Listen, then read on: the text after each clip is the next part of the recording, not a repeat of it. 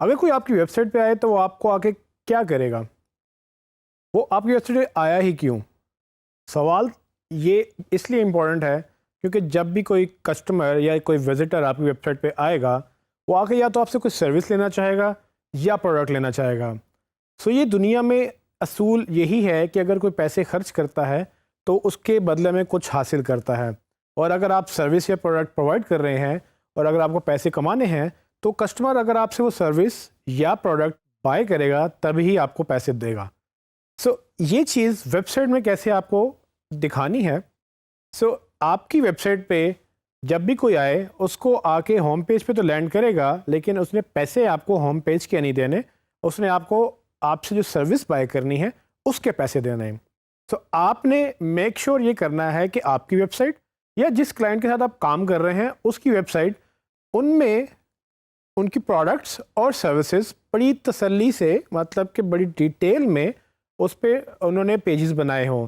अगर आपने पेजेस नहीं बनाए होंगे तो मसला ये होगा कि कस्टमर आपको बाय नहीं कर सकेगा आपसे कुछ, और उसने जब बाय करना है तो उसको डिटेल में इंफॉर्मेशन चाहिए। सो प्रोडक्ट और सर्विस पेजेस असल में इसी चीज़ में हेल्प करते हैं। सो आपने जितनी भी आपकी प्रोडक्ट्स या सर्विसेज होती हैं उसके पेजेस बनाने होते हैं। इसमें कोई तादाद हो नहीं सकती, ये आपके बिजनेस के ऊपर डिपेंड करता है कि आप क्या बेचते हैं तो उसकी कितनी क्वांटिटी है। अगर आपके 1000 सर्विसेज हैं या 1000 प्रोडक्ट्स हैं, उसके लिए 1000 पेजेस बनाने में कोई मसला नहीं है। आपको जितने पेजेस चाहिए आप उतने बनाएं और उनके ऊपर डिटेल में लिखें, क्योंकि जब यूज़र इसी पेज के ऊपर आएगा और आकर डिसीजन लेगा तभी वो आपसे बाय करेगा। सो आपने इस चीज़ का ध्यान रखना है कि जो वेबसाइट जिस पे आप काम कर रहे हैं, चाहे वो आपकी वेबसाइट है या आपके क्लाइंट की वेबसाइट है, उसमें प्रोडक्ट एंड सर्विसेज बड़ी डिटेल में एक्सप्लेन होने चाहिए, क्योंकि किसी ने अगर पैसे देने हैं तो वो इसी चीज़ पे देने हैं। और इसीलिए हम इन पेजेस को मनी पेजेस भी कह सकते हैं। आपको याद होगा कि मैंने आपको मनी कीवर्ड्स के बारे में बात बताई थी। मनी कीवर्ड्स का मतलब वो था, वो ऐसे कीवर्ड्स या ऐसी क्वेरीज जो लोग लिखने के बाद आपके पेज पे लैंड करते हैं तो कुछ बाय करके जाते हैं। गोया आपको उन लफ्ज़ों से या उन सर्चिस से सेल्स मिलती थी।